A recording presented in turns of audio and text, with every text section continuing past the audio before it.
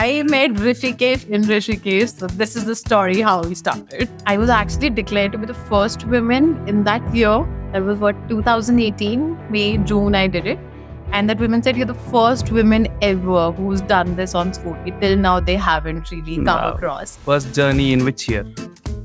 Somewhere in 2010. 2010. So what was your age? I think I was still sweet 16.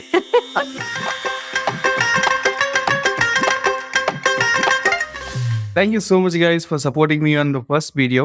And it was a very great response from everyone. So, moving on to the second episode, we have a guest on my podcast from my first solo traveling up north over here in Rishikesh. I found this person a little crazy while meeting her, and I actually had a very good connection with her when my solo traveling started. So, well, moving on to her name is called Shalini, where she has solo traveled many places with a lot of experience with hitchhiking. And the best part of the story is she is covered Spiti on scooty from Delhi.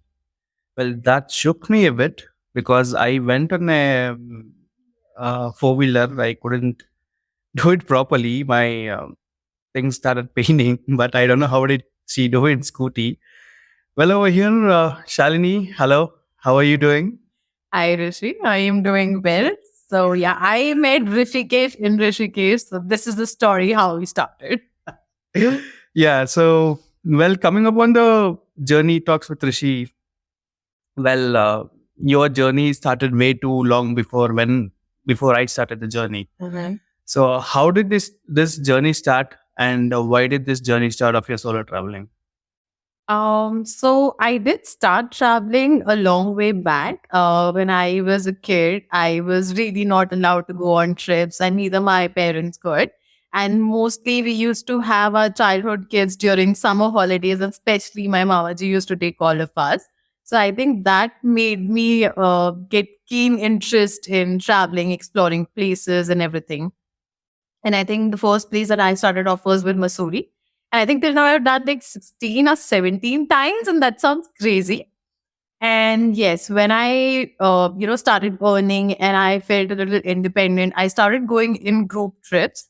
But I think after a certain time, I realized, everyone is getting married, they're having kids, and you don't have company. And now you need to do that by yourself. So I think that's one thing that started. And my first solo happened somewhere around in 2010. I should not say this if my parents get to hear it. So I told them that I'm somewhere in Gurgaon, but then I was on my way in the local bus from Delhi to Amritsar. Wow. Okay. And I was, I think, way too young at that time. I would not like to count my age on that. And I went there because I think since childhood I had this dream of, how does Golden Temple look? It's so amazing in pictures and what's the vibe and all. So I think that's my first journey of starting solo. So, first journey in which year? Somewhere in 2010. 2010. So, what was your age? I think I was still sweet 16. Okay, so beginning with your first journey, so whatever sweet 16 or sweet 17, whichever age you were. So, how was the journey? It was amazing. So how I started off was in Delhi, you have this ISPT and then local buses are going on. So one of my friend, his brother was there and he got to know that I am doing this day and I'm giving this day to myself. So he made sure that I'm on the right seat, on the right track and everything. I was given, how kids are given chips and cold drinks and everything. So I was packed with that. I started off with that journey. I got down and at Amritsar when I reached. So I was in a no. And in between, the funny part was, when I was traveling, I could see those water tanks in different shape, football, bird, aeroplane. I was like, okay, what is it all about? Like, why is it so different? So at that time, I think it was not that developed. Everything was mostly raw. And, starting from there and then cultural change, language change, and people are talking in typical Punjabi. And then there are local bus drivers who are like really helpful, knowing you're a solo person. So I had this a very senior citizen sitting next to me with his granddaughter. And when he got to know that, I'm traveling solo, so he was helpful, he was supportive. He made sure that, I don't fall asleep. Even if I do, I'm taking care of my other things. And it was lovely. It was amazing. I was scared. I had never ever done that. But then that was one of the experiences that made me realize, okay, no, when you travel, you do get to have, good people around you who can help you at any stage or any place. So I think it started that way. I got down, and then later on, I was picked up by my friend's brother somewhere. And then I was taken to one of their places, and we just had a humorous conversation wherein he was telling his Thai, "Oh, मैं तो लड़की को जाके लेके आया था." So that's how it started. And then I went to those, local places, Lawrence Road, wherein it was really famous. I went to Wagah border. And then when I entered Golden Temple, it was one of the moment. And, one of that, in life, I think we all have those glimpses that once you just capture it through your eyes and they last for a lifetime.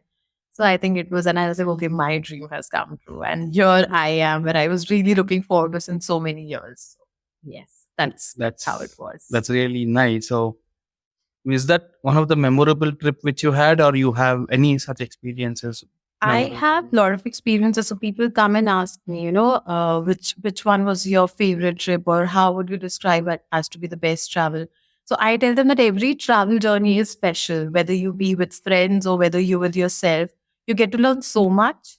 And I think traveling is more about exploring the culture of that place, getting to speak with those people, how their lives have been, how they've survived till now, how are things with them now. And I think that's how you learn about other things. So for me, traveling has always been exploring locally and on a very nominal budget, backpacking, being raw, hitchhiking, and just doing all the fun acts that you can. So one of the dare that I gave to myself was definitely my trip to Spiti, Gaza, wherein I left from Noida, and I did not tell my parents that I'm going via scooty. I told them, okay, I will rent one of the scooties over there. So I carried my gears and everything. We started from Noida. So I had another friend who was on Bullet, and there was another woman who was his friend. And we started from Delhi, Noida actually. And when we were, on GT Karnal Road from where you go, so this bus, it was there, and I was just on the side. And my friend was like, "Tu to nahi ja rahi hai. You're not going to side laga." And I was like, "No, I have to do it." And I think it took me 2 long days to convince him that I can do it. And how it happened was, early one of his friend was traveling, and I had to be the pillion. He kind of stepped back. So I said, "I'll go by scooty." He was like, "Are you crazy? Are you nuts?" And that scooty was also like my brother's best friend scooty. Active, I think 110 cc it was. And I should not talk about it, but yeah, the license thing, everything was in place. Hey guys, something is No, fishy. everything was there. I have been a skilled scooty driver since my school day, wherein my parents did not know that I do these things. So we started off, and after Delhi, it was my first stretch that I did from Delhi to Chandigarh. Ideally, people are supposed to cover that in 4 to 5 hours. I did in 10 hours because I was on scooty, just started in 60 kilometer per hour. That was it. And my friend was like, turning after every 5 minutes, Jaldi, challe, yaar, you're just making it too slow. And I think when I reached Chandigarh, I had that, what do you call that? You're that satisfaction or that adrenaline rush. It just started. But now you can do it. And the next stretch for me was, okay, the first time I had taken out of Noida, and then, driving it till Chandigarh, the next challenge was to try in mountains. So I was given a lot of instructions, and my friend, he told me, okay, these would be the actions. This is how, if I applied, you have to stop. And we had our own signals, how like every rider has. And then, yes, once I crossed Shimla, then I never looked back. Never ever looked back. I was full on speed, and my friend was like, okay, now stop. You're going too fast. I can't control it. I have to take you back home safe, and nobody knows that you're doing it by yourself. So, yes. So, for me, that stretch was, at that time, I think this was the only stretch we had. Nowadays, we have this Atal Tunnel, though I've never been there since it's there. So, it was Delhi, Chandigarh, Shimla, Narkanda, and then Rampur, Rekongpio, Poo, Nako, Kaza. And that's how we did it. And I think once I reached Gaza, I was actually declared to be the first woman in that year. That was what 2018, May, June. I did it, and that woman said, "You're the first woman ever who's done this on Scooty. Till now, they haven't really come Wow. across." And I was on a very short notice, and she's like, "Had you met me a night before, I would have hosted it for you." Letting everyone know that okay, this is a woman because I was decked up with all those gears and everything. So I think I should also tell every men or women if you're riding, just be decked up with all your gears. It's very risky. The time we went, it was all slushy, snow and everything. And yes, people were like, "Scooty, literally, aap scooty se ja rahe ho." Like you can't do it. And I was like, "I will do it." So we reached there. It was a very nice experience, and how I was packed and was like, no, bhai saab. And the moment I used to take off my helmet, oh, Nini, it's not bhai saab. This is the girl. Okay. So, and I think, and there were a lot of experience. If I start talking about it, I think we could just talk about it hours and hours. And then the other experience, everyone used to talk about Chacha Chachi Dhaba at Batal that, was there. So once I reached there, there were guys, they were like all surprised. Did you actually ride this scooty? Did you actually got it? You did not get it in some truck or something. I said, no, I did ride it for real. And they challenged me that you will not be able to cross this Chatru stretch because it's too risky. So I remember while coming down from Kunzum as well, it was all slushy, ice and everything. And, the scooty tires are small and not that compatible. But then I somehow managed and I did not realize it, but little later, people actually saluted. And Wow. I was surprised. Okay, is this really a big deal? Does it really make a difference? Because for me, I was just doing it for fun, just for myself. I had not set target in my head. And when I was at Batal, this guy challenged me that we challenge you will not reach. And in between, there was a stretch wherein my scooty got stuck in between those big boulders and all. But then, thankfully, there was this guy, I think was on some commando bike or something. He and my friend, they came, they helped, and we moved it out. And successfully, I reached Manali before him. Wow. That's really very memorable journey, I would tell. But Yes.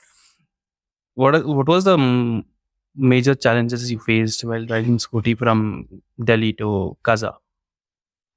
See, to be honest, I'll be honest about my journey.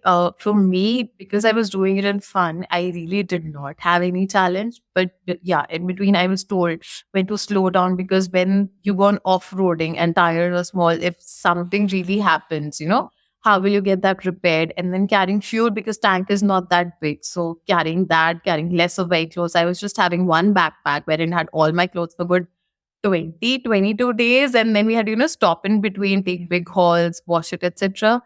And yeah, it's really important for you to make sure that your vehicle is properly serviced. And you're well aware of how it works. If something goes wrong, how can you fix it? Because you will not find any mechanic or anything in between to Okay. sort that out. So yes, that was one of them, going off-roading. And yes, Scooty really doesn't has that good strength of strong lights or something. So I think my friend was way too smart.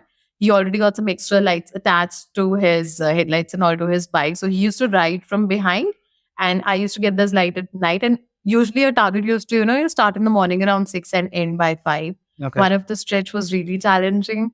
And that was to take out scooty from those water passes. So it's very difficult. It's not that easy. And I think when we were crossing Losar, we were very, very late. And it was a huge, people used to call it like Pagal Nala or something. So that was the first time I discovered that name. And trust me, I was like, मैं तो नहीं लेके जा रही हूँ. I'm done for good with this. It was literally crazy. My friend, he was taking his bullet and he actually had to take help of 2 folks. He was there, was like, तू आ. मैं तो नहीं आ रही हूँ. I am done for good. And then there was a truck behind, and those people were really helpful. I think they started from Gaza, so they somewhat helped, and we could make through it. I think I got fever 1 or 4 or something. We had to halt for a day, and then I had to check my scooty and everything, if everything is fine or not. So I think there are a lot of very small things that make a difference. And also you have air blast, that what you call, when the pressure is high, wind is too high. Scooty is not that heavy to, take charge of Yeah. that one. People going on these bikes, Royal Enfield, etc., they're quite heavy. They have that grip, but scooty it does not. So definitely that gripping is also a problem. But then if you have the zeal and you're, a little aware of things and you're free-minded, I think you can do it, but while being cautious. So yeah, these were the minimal challenges that I faced and nothing more. And I'm anyhow, I think I'm a very chilled out person. Like "Roga dekha jayega." So I just went with that. That's nice. So you were mentioning about hitchhiking. So which Yeah. was your first hitchhiking trip and where was it to? That hitchhiking happened in Jibi and Jalori. So me and my friend Nidhi, we both started. So we both our first trip together was in 2016, somewhere in October. Uh, it was the first time we both were going together. We did not know much about each other, but definitely we had that interest to travel. So even she's a very free person, and I think we used to make a good team wherein I could take care of few things and she could take care of few things. So there, I think the first was you have those in Jalori. It's like a very small village, and you have those small temples or something that carry goods over there. And we had to be early in the morning, and it was like the bus would take around half an hour or more to reach. So we had to reach somewhere. So this guys, जो दूध वाले and all होते हैं, and that guy was there, and we were like, भैया lift चाहिए and all. He's like, will you be able to manage? I was like, yeah, we will manage. And trust me, we said we'll manage. We were standing there and we were literally jumping out of it. And then the bhaiya was like, he felt pity on us. It's like, आप आगे आ जाओ madam, आप आगे आगे बैठो. And we were sitting with him. We were playing those Himachali songs. It was just me, Nidhi, and another guy who was driving. So we played those Himachali songs. We were singing with him. He was singing with us, and then we were sharing our stories. We asked, okay, how's your daily routine? How do you do this? How's life has been with you? So I think that was my first hitchhiking experience to reach from one place to another that made us gain trust on people. That because being girls, you have to be cautious. You cannot trust on everyone, but that's how it happened. And at the same time, they had those very small, beautiful birds. They were like, just flying like this along, and that view and that company and that moment was really beautiful. So I think that's one of those glimpses that is always there in my eyes. And yeah, after that, one fine day we had to go to Jalori and we really couldn't find anything. So there was these very cute guys who were going in their truck.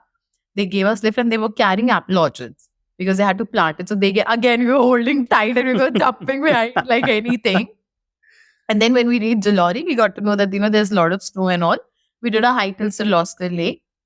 We came back again. We didn't have much to do. So we were fooling around, just playing around and everything. Again, the bus was late. So there was this family who was traveling from Rampur and they were going to some destination. So like, a son, mother and father and driving, and they had the cute dog inside and we were accommodated in that. And then, they kept asking, अच्छा हमारे यहाँ तो इतनी जल्दी बच्चों की शादी हो जाती है, आपकी क्यों नहीं हुई? आप तो इतने बड़े, what's your age? How are you traveling? How did your parents allow? So I think the whole journey with them was amazing. We shared our stories with them. They shared there. We were having laugh. We were having fruits with them and everything. It was nice. I think we felt blessed because every just kept falling in place, or maybe because our intent was also clear. So that's how it happened. So nothing more to explain on it. Any solo hitchhiking you've done? I think more of solo. I have to recall. I've done so many trips. I am just trying to recall. I think I did a lot of it in Rishikesh. Okay. I had a lot of opportunity to do that while I was traveling in Europe. Definitely. We'll come back to your Europe stories, but I'm asking in India while hitchhiking, have you done any solo? So not really hitchhiking over there because when you're traveling solo around, you prefer taking local transport or public transport or something. Or even if they are, I might have missed out on it because there've been so many stories. But yeah, I think the blah blah concept has definitely that's what I guess, because I think it's mostly hitchhiking that you're paying them and you don't know those people and all. So we've done that a lot. Okay, how many percentage of India have you covered as per your travel path? I think most of North. Okay. We've done and a bit of South. Mhm. I am still left with a lot of places to done. I don't think much, maybe 40, maybe 40%. Because India itself is too vast, it's too huge. So even I think all of us, if we go to Himachal, so at once you cannot go to every place, right? So I think I would still say there's a long way for me to go and explore. Nice. being traveler up north, or you have almost covered a lot of north. You're stating that. Which is the best place have you ever felt in North India? Um, It might be of people, it might be of place, it might be of food, it might be of anything which you. okay. See, I think every place has given me special memory, but my heart lies in Rishikesh. Why is that?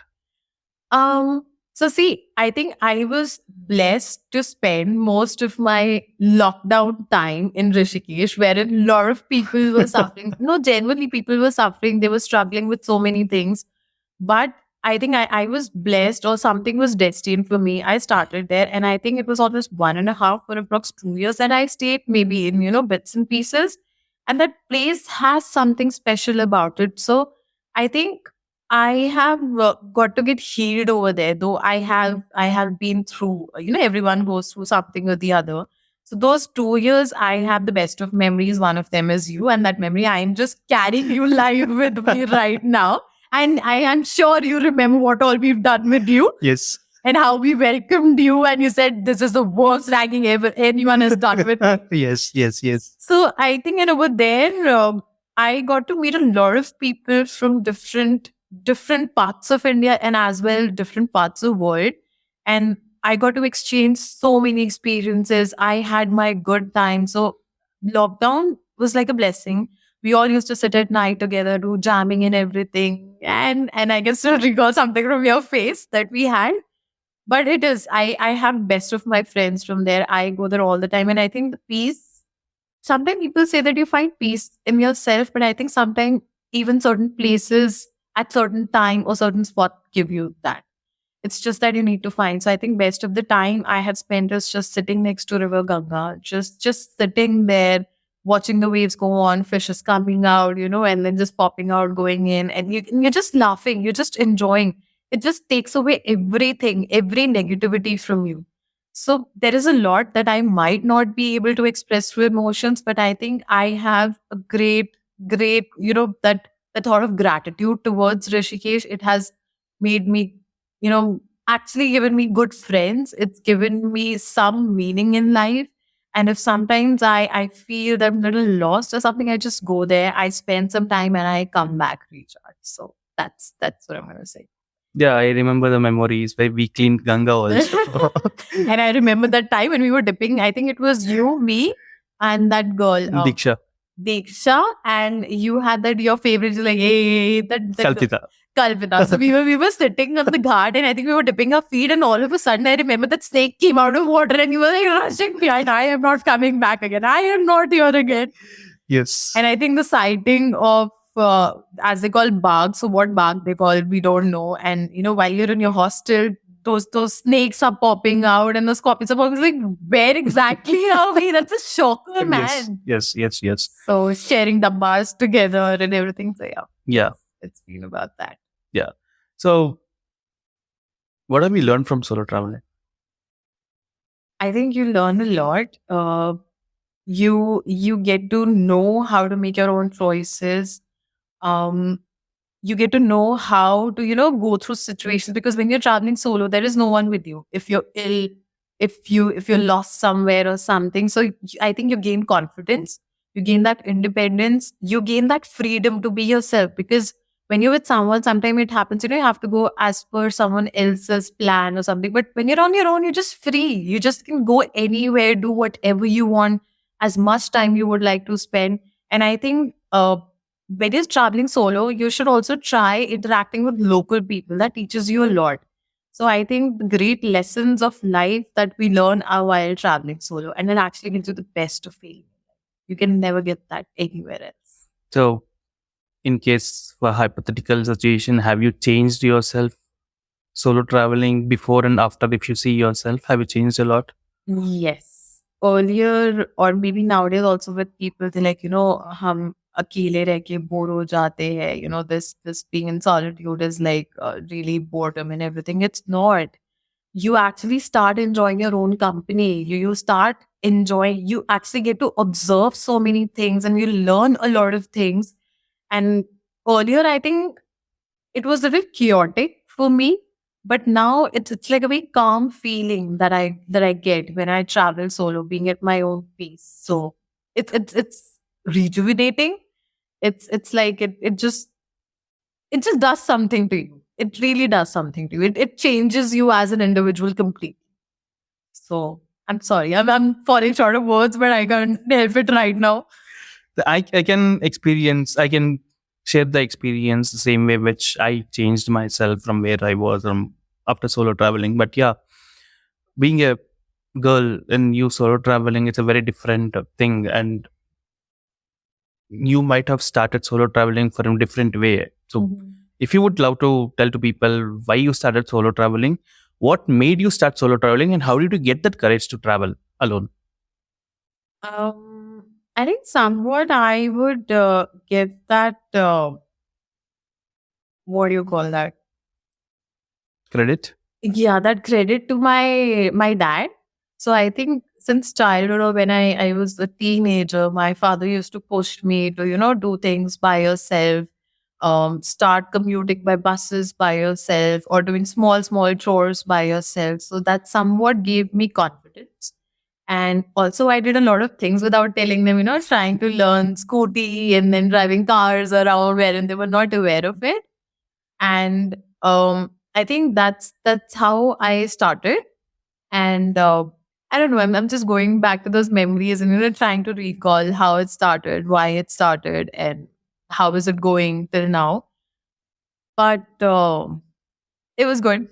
So to be honest, while I have met a lot of solo travelers, but everybody has a reason because they tell that there's one point where they triggered something and that's where they changed into becoming a traveler. What did the same thing happen to you? That anything triggered some incident which made you just get away from the home and travel alone? um See, and again, I told you, my friends earlier, I used to travel in groups and all, but then my friends, they got all busy in their own schedules and everything. And it's all just हर कोई गोवा के लिए बोलता है ना गोवा चलेंगे one makes the plan and then plan gets cancelled. So I think that's how I realized that if I start depending upon people, I would never be able to make it. So if I really wish to do it, just pack your bags and leave. Don't think about it, because whatever you do, you'll just gain an experience. So I remember one of my trip that I did was to Tungnath. And I was like highly frustrated. I was like, kuch to karna hai, kuch to karna hai. And I remember I was in office just like 2 hours before departure. I booked my, trip with just a random group. I was like, dude, I'm going. And when I was there, and that was like, मैं कहाँ आ गई हूँ? मैंने actually में ये क्यों किया है? Why am I here? Why am I doing it? I was like, okay, we'll see how the experience is. So, but then I was kind of used to, doing things by myself. So I was like, okay, we'll manage na thodi der to jana hai, you'll talk, you'll enjoy. But actually, it turned out to be good. I was not expecting it. And then, starting the trek early in the morning around 3:30, and the temperature was like -13, -14. And then you had people around you kind of, motivating you and everything. And there were a lot of solo travelers. So I think it turned out to be good. It turned out to be great. And I was like, now you can do it. You can actually do it. So it's not that hard. It's not that challenging. Even though I think when we went on one of the treks, that was Kedarkantha, and we were like, one or two or three girls, and this was this huge group, and we were traveling with one of the traveling groups and all. It was good because I think people who come for trek, they have a certain focus, they have that zeal, and they're like highly motivated, and they have a very different attitude. They're not there for other stuff, at least the group that I traveled with. And then, being among 40 unknown people, you don't know how the person is, but when you're sitting together at your meal time, everyone is just enjoying, laughing around. And when you're trekking, everyone is, actually pulling you up. They're motivating you, and that's the best part. They don't know you, but they're still there for you. So I think that keeps motivating you and makes you feel happy, and you feel really, blessed that, okay, you are here and you are doing it. So I think I have a lot of stories of that. Well, many of the viewers would have a question like some girls, like how does your parents allow to travel? Well, my question will not be that, but viewers' question will be that. So any suggestions for them, or do you have answer for that question? How does your parents travel? Allow you to travel, or do you lie to your parents and travel anywhere? So I think till certain age, yes, I used to hide a lot of my trips and everything that I'm going somewhere. But I used to like, I told them I'm going for 2 days to Nainital, and I ended up in Beer for a week. And they're like, "Are you really coming back or not?" I told them I'm going to Rishikesh for a month, and I'm coming back in 3 or 4 months. And like, dude, what are you up to? Why are you doing this? So I think one fine day I sat, and I think I started becoming honest after my Spiti trip. What I realized was that, I went there, I did not tell them. And at that time, there were a lot of network problem. We did not have access to network. And also we used to call from PCO booth going back to the 90s era. I realized that, now you need to be upfront about it. What if something would have happened? What if, something would have really gone wrong? And they won't be aware of it, because at the end of the day, they are parents. They're actually supposed to know where you are. And we, when we're really kids or we teenagers in that early 20s, so you're like, nahi yaar, ab to hum khule ho gaya, azad hai. You have to just go around and explore. I think after my Spiti trip, I started being honest with them, and I made a piece at it that, I go to travel. My only motive is to explore because I'm passionate about it. I like doing it, and that makes me happy. That makes me content. And I said, if I'll be happy, I'll come back home. You will be happy. So I think everyone is going to be happy. And I think I promised them that I will be going by my own limits. I will follow like whatever, you guys have taught me. I'm taking that with me. And it did take a lot of efforts. Trust me on this, because my parents earlier were not even in that, stage to accept boys as my friends. And I think that still happens with a lot of women. But you need to sit with your parents as friends. You need to talk to them openly, express what you feel about it, take their opinion, try to come on the same page. And it's not that difficult, but it's not that easy as well. But if you're really passionate about something, be it traveling or be it something else, I think you can make a difference. So that's how it started. And yes, my parents get questioned on this that, you're sending your daughter, she's traveling solo and everything. And I think now my father, always raises his head in pride. Yeah, she's my daughter. She's doing it and I'm proud of her. So I think it did make a difference. It did change the attitude of my parents. And now they're like, okay, fine, she's going, she'll take care of it. Rather than that, if she's going, other people should be scared because she's around. So yeah. So, have you ever encountered a question from your friends or anyone saying, "Why are you wasting your money while traveling?" If I really don't think I have ever come across that question. And if even anyone would question me on that, so I'd say that, that's my money, that's my passion. I'd like to spend it the way I want to. You are not questioning, I'm not answerable to you for these questions, because that's something I like to do. And that is something, that makes me happy. So something is making me happy and it's actually giving me a lot of experience and the lessons in life which no one can learn from book, then I'm glad I'm investing it there. Good. So, well, coming to your Europe stories, you had a solo traveling to which all countries and where was it? So basically this Europe trip happened because of my brother. He had to go to Switzerland, and though he's younger to me, we guys are grown up. But my parents was like, he's not going by himself, you are going along. And honestly, I was not at all in the favor to go, because I never had that, interest to travel overseas. But then it happened, and it was a life-changing experience for me. In an unknown land, in an unknown country, with the language you're not well versed with, you do not know how people are going to be with you. Uh, you don't know anything about the food, you do not know about the routes, how the transportation is, everything. Definitely, it was challenging. But I think because I had traveled so much in India, I somewhat learned that, if you really wish to do something, you'll find your way. So I think step by step, I started. So one of the friends that we were staying with was a localite. So I got to learn a lot of things from her. She told me, how you have to do these travels and all. You can also look out for some offers or schemes or everything. So yes, international travel is definitely expensive, but you need to find a way out if you wish to do it.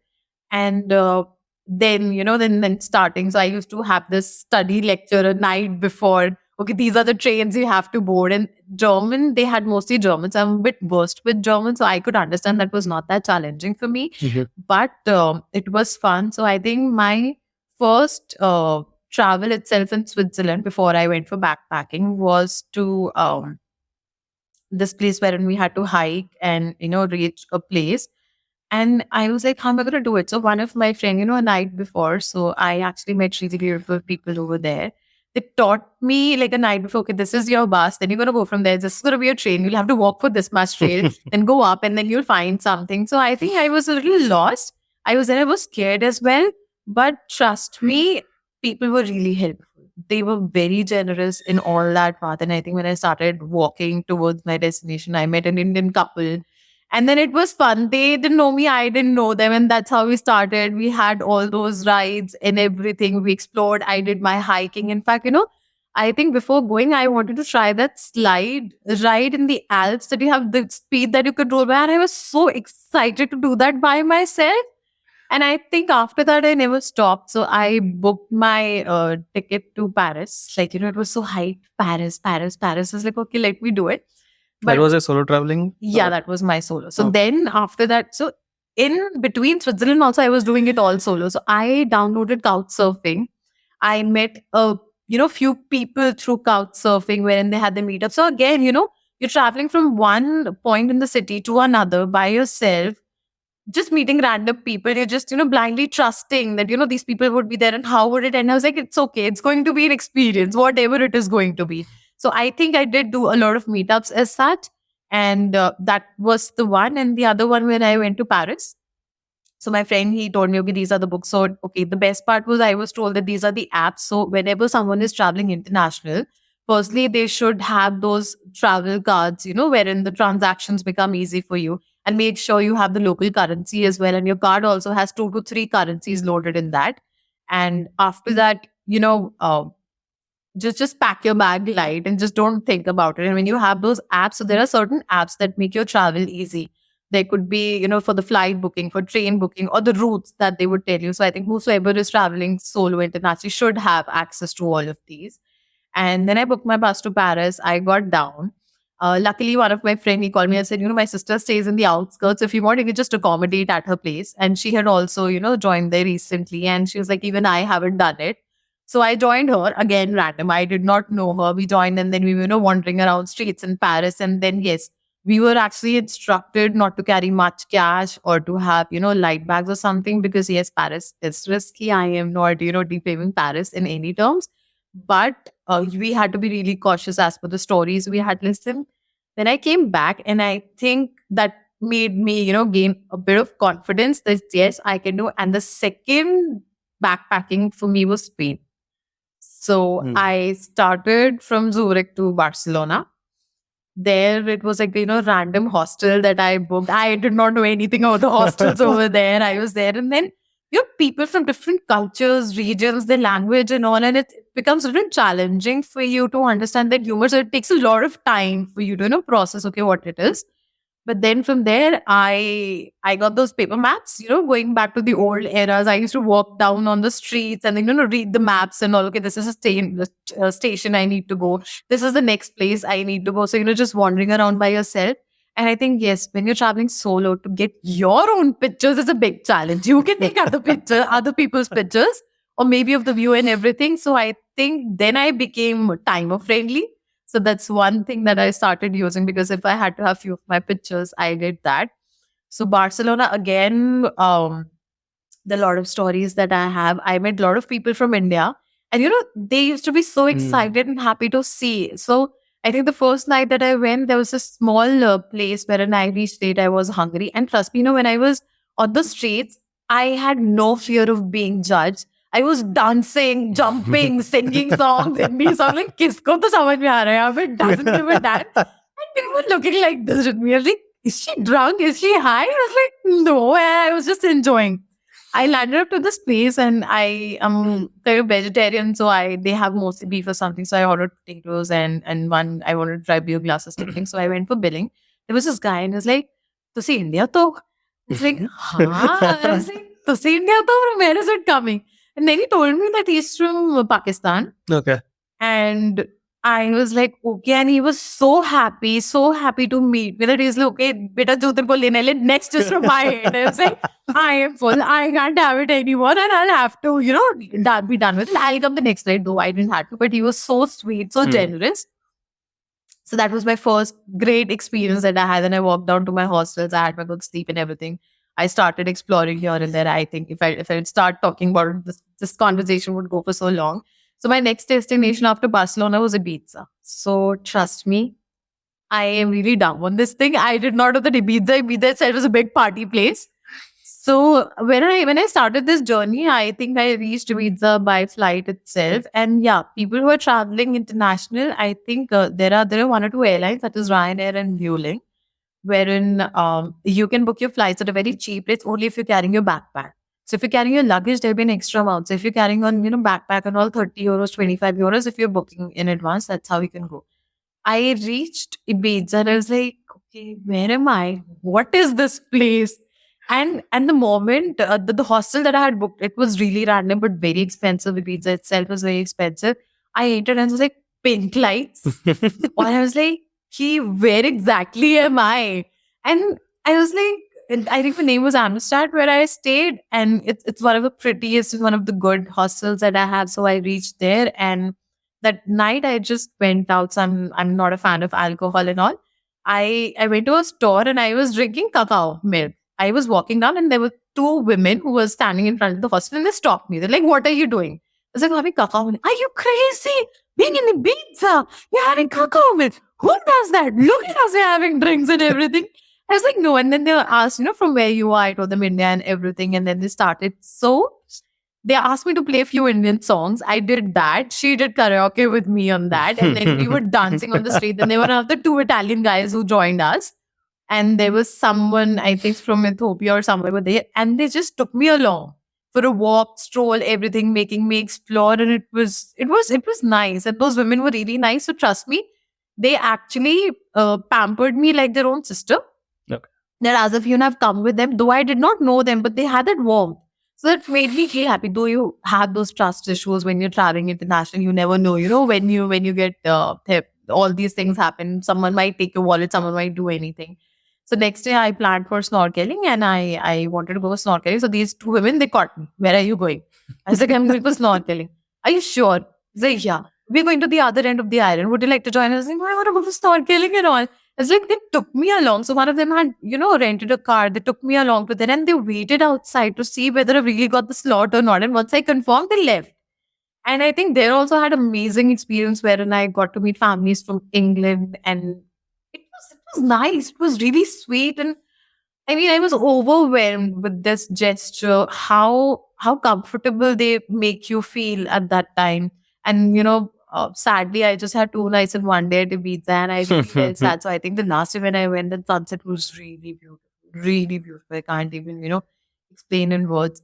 And then I met this women when we were cooking our own meal. So if anyone wished to travel, pocket friendly, then they should actually cook their own meals rather than buying over there. So we both were cooking in the kitchen and all. And then we got to know the next day I had booked a cargo ship or something for Valencia. I think I don't know why did I give myself that talent, but it was nice. So we both left in the morning, and the bus had dropped us somewhere. And trust me, we did not know which port had that ship. And we were wandering around in that scorching heat in summer for 2.5 hours with our luggage. And finally, we both were like, "Finally, we are here. Finally, we are going." And I think when I stepped out of it, so we've always seen in movies, and I think one all of us would be really fascinated would be by Titanic. Okay, they're there, and then sea all around, then you have people all around, and that's a very different experience. I was there in middle of the sea. It was all blue around, and it was just beautiful. I didn't even wish to get back into my cabin. I was, I think, most of the time outside, and I was feeling, okay, what good karmas I've actually have done that I'm being blessed with all those, and those sun rays on that blue water, and in between you could see fishes and the other species around. It was amazing. It was beautiful. I mean, that's those 6 hours journey. That was amazingly beautiful for me. Then again, I think Valencia. So if I would say anyone has to go to Spain, skip Barcelona, skip Madrid, go to Valencia. I think the best of my memories I have in Valencia when I entered. So my first hostel when I stayed in Barcelona, people were there, but people were not there as well. As in, In India, if I have stayed in hostels and all, people come, they call you, they speak, they involve you in groups and everything. But maybe because of the cultural difference, that did not happen. Parency, again, I was not expecting anything, though I started getting my bits and pieces from Ibiza. I was cooking my meal. So there was this one woman, she, accompanied me. We started talking. After that, there were two people who joined. Then four people joined. At the end, we were like 22 folks sitting together, having conversations. And I was like, oh, I'm looking, what is it going on? I haven't spoken to so many people in this whole while. And all of a sudden, we're like 22 of us. And so many stories are getting exchanged. So I think one of the guy who had an eye on me was Andrew. I don't know whether he gets to listen to this later or not.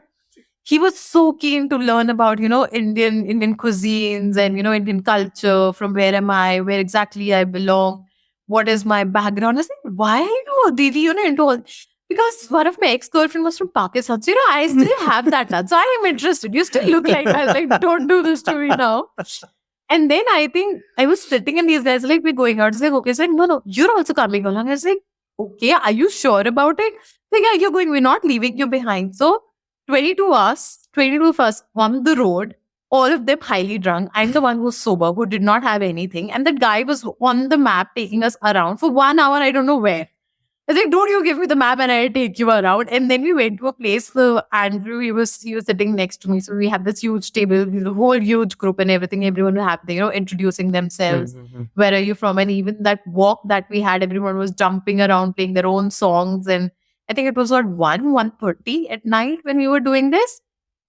So Andrew, he came, sat next to me. What are you going to have? I looked at him. You won't drink, right? You're a teetotaler and all that. I was like, okay. So they all went, they ordered something for themselves. He was so nice and genuine. He got a glass of water for me.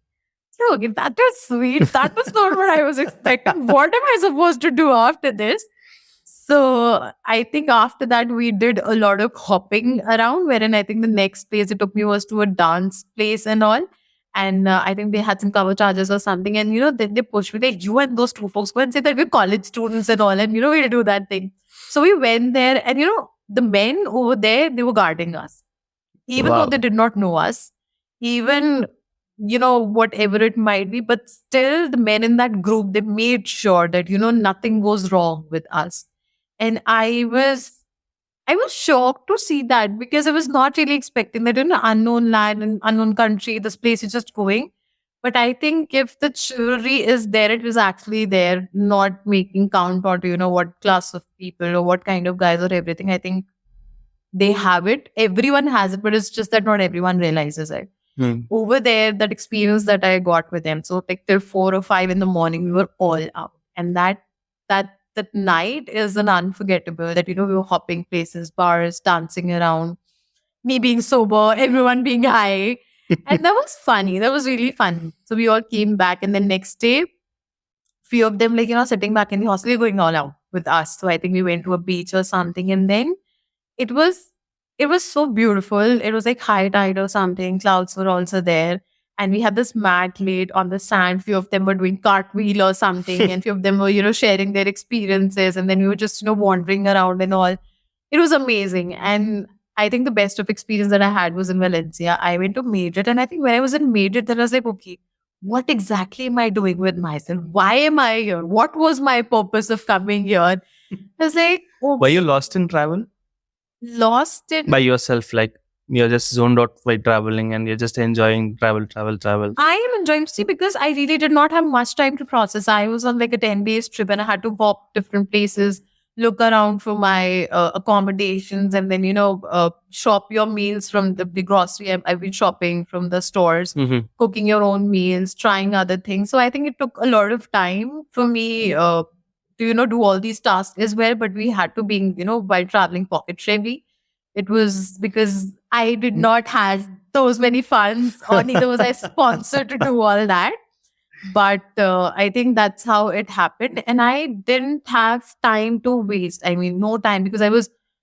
So when you're nationally traveling, the public transport, only train or trams you can afford. Other things are way too expensive. So I think you walk 14, 15, 17, 18,000 steps a day, or maybe sometimes 20 to 23K steps. You have to do that to, cover all that up. And when you come back, it's like too much strain that you just look around for your bed and you have to sleep. But then I think it was good just walking around the streets, exploring, sometimes watching people. And I think the shows they used to have on the streets was another thing you do not get to see. Now it started in Delhi also at different places. But then they engage you, and then there's some heartfelt experiences as well. There's a lot of things that goes on. So I think my days just went like this. And I was like, okay, am I going back? Do I really have to go back? How am I going to do it? And I think one of the best experience, one of them out was there when I went for the dolphin show. That was in Valencia. I somewhat, because watching actually to get experience was aquatic life was there was so fascinating. I could just stand there for hours and keep watching beautiful fishes of different colors, and especially those jellyfishes going up like this, coming on your face and doing that thing. And then there was this fish, I don't remember the name. If I'll show you the picture, it seems like she's doing the chabang on your face and then laughing on your face like that. Such cute, and making those funny faces, like, sticking around you. I don't remember that, but it was like one of those experiences. And the dolphin show, I think I started crying when I was watching that show. And that was because of the connect dolphins had with humans, and how humans who were there with them engaging. And I think they had that moment wherein the dolphin had to hug the trainer, that heart to heart touch. And when that happened, I just started kind of like, okay, these species actually can feel. They can actually, feel your pain, your laughter. They come and hug you, they jump around with you, and the kind of connect they had, I don't know, it just moved me. So that's one of the experiences that made me cry in that whole trip. And I think that those were happy tears. I would not say sad tears, because I was so overwhelmed to see that connect between dolphins and humans. And that actually, gave me a kick that I should start looking forward to scuba diving, because I wish to experiences. I don't know when it's gonna happen, but that's on my checklist. So yeah, that's one of the overwhelming experience I have from that. Amazing, amazing. So if if I if you want to differentiate traveling in India and traveling foreign, what would it be? Um, what would it be? Actually, there wasn't much of a difference. I think the difference was, for me, what I would say, it was a different land, a cultural difference, the kind of amenities that you had over there. Though, the theft thing, or your passport being stolen and everything, that scare was always there around with me. Um, you had that language gap over there. And I think when I was in Spain, I mostly used to use my translator. But when you're back in India, it's easy. It's easy for you to communicate. It's easy for you to find your own resources. But again, if I am someone from North and I'm going to South, again, there is a language difference for me. And there's some, the environment, or how exactly their cultural thing is, it is different. So I don't think there is much of a difference. uh, People are open everywhere, there are good people everywhere, there is variety of food everywhere.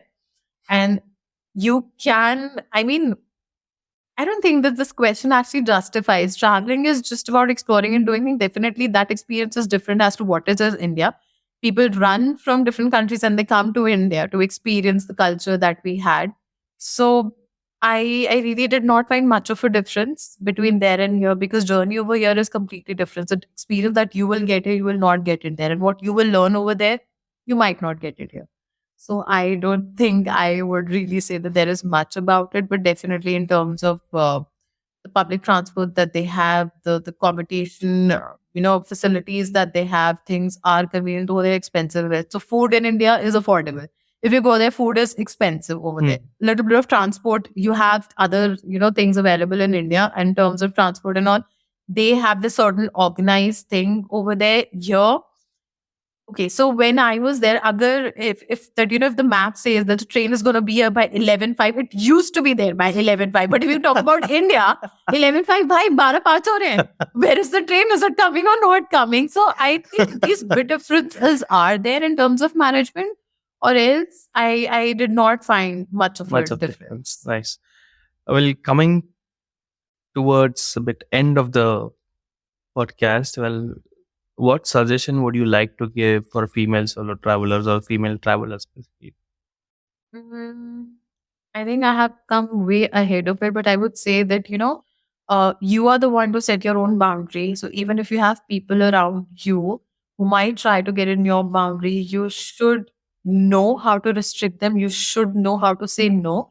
You should not be hesitant in what and how you feel, because if you know other person is sitting next to you, maybe or may not be the other person intention be that right or not, but you need to be very much aware of your boundaries. If something is happening, just say it. Don't shy about it कि अगर मैंने ऐसे बोल दिया crowd में या कर दिया, what would the other person say and not.